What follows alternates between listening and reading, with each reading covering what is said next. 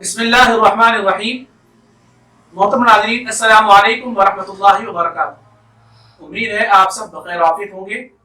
जैसा कि आप जानते हैं कि गुज़िश्ता वीडियोस में तहारत के हवाले से हमने अपने मौजू का इंतखाब किया और उसी के मुताबिक जो है वो वीडियोस चल रही हैं।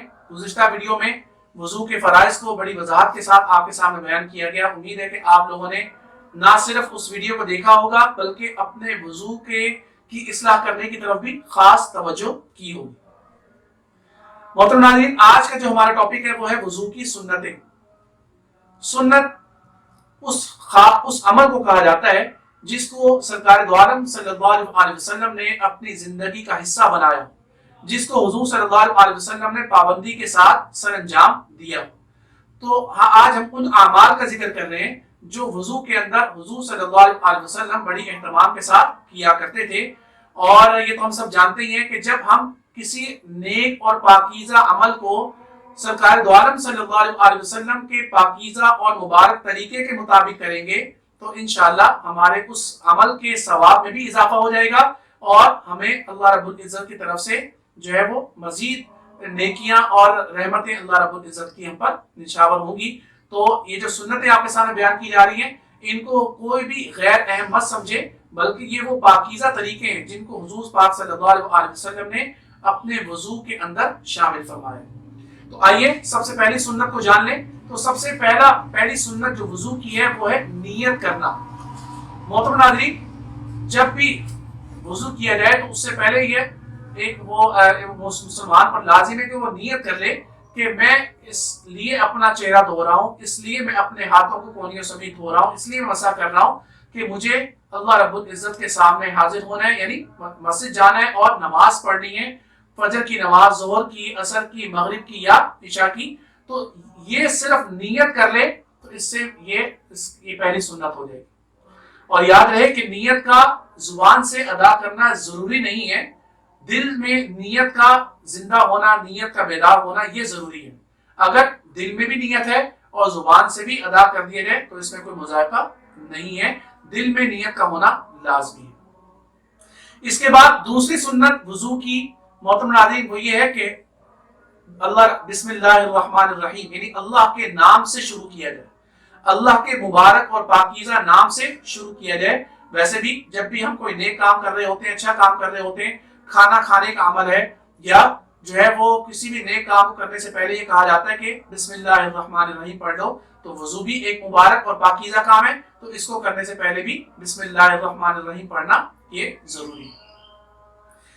तीसरी सुन्नत वज़ू की है कि जिन हाथों से हमने वज़ू करना है, यानी जिन हाथों से हमने अपने आज़ाए वज़ू तक पानी पहुंचाना है, तो सबसे पहले उन आज़ा को कलाइयों तक, कुछ लोग इसको गिट्टा भी कहते हैं, गिट्टों तक, और कुछ लोग इसको कलाई भी कहते हैं, कलाइयों तक अपने हाथों को अच्छी तरह धो लिया जाए।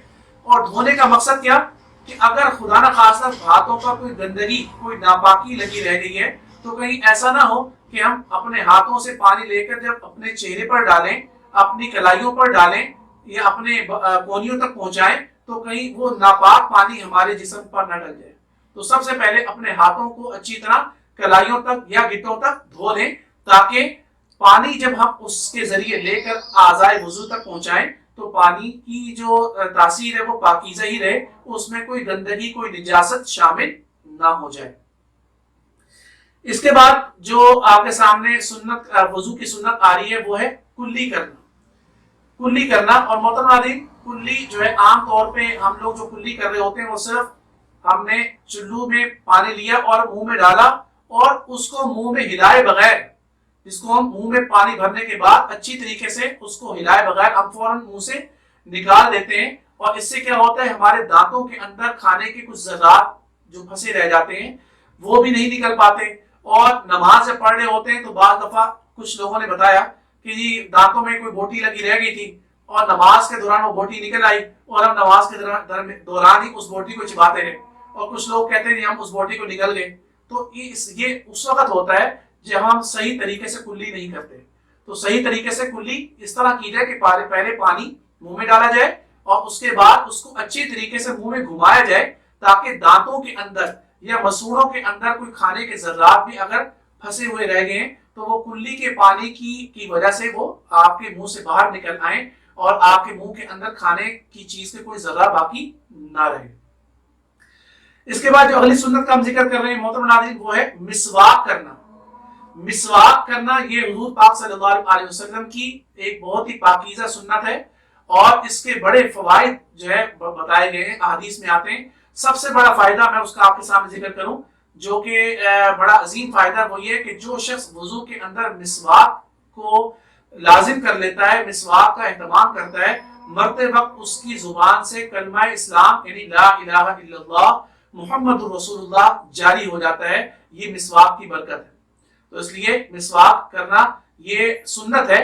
اگر مسواک نہیں ہے تو اپنی شہادت کی انگلی سے بھی اپنے منہ کے اندر اس کو پھیر کر جو ہے دانتوں پر پھیر کر اس سے جو ہے اپنے دانتوں کو صاف کیا جا سکتا ہے، لیکن مسواک کرنا یہ سنت ہے۔ اور حضور پاک صلی اللہ علیہ وسلم کی حدیث مبارکہ میں آپ کے سامنے کوٹ کر دوں، حضور فرماتے ہیں کہ اگر مجھے اس بات کا اندیشہ نہ ہوتا کہ یہ مسواک کرنا میری امت پر شاق گزرے گا، میری امت کے لیے مشکل کا ذریعہ بن جائے گا، تو میں اس مسواک کو وضو کے اندر فرض قرار دے دیتا۔ تو یہ حضور پاک صلی اللہ علیہ وسلم کا ارشاد ہے مسواک کے لیے۔ تو بہرحال مسواک کرنا یہ سنت ہے، اگر آسانی ہو تو ضرور کی جائے، نہیں تو اپنی انگلی کو دانتوں پر پھیر لیا جائے۔ محترم ناظرین، آج کے جو ہمارے وضو کی سنتیں تھیں وہ کچھ میں نے آپ کے سامنے بیان کر دی، کچھ ابھی باقی ہیں، انشاءاللہ اگلی ویڈیوز میں ان کا ذکر کریں گے۔ اللہ رب العزت مجھے، آپ کو، بلکہ ہم سب کو عمل کرنے کی توفیق عطا فرمائے۔ آخر دعوانا الحمدللہ رب العالمین۔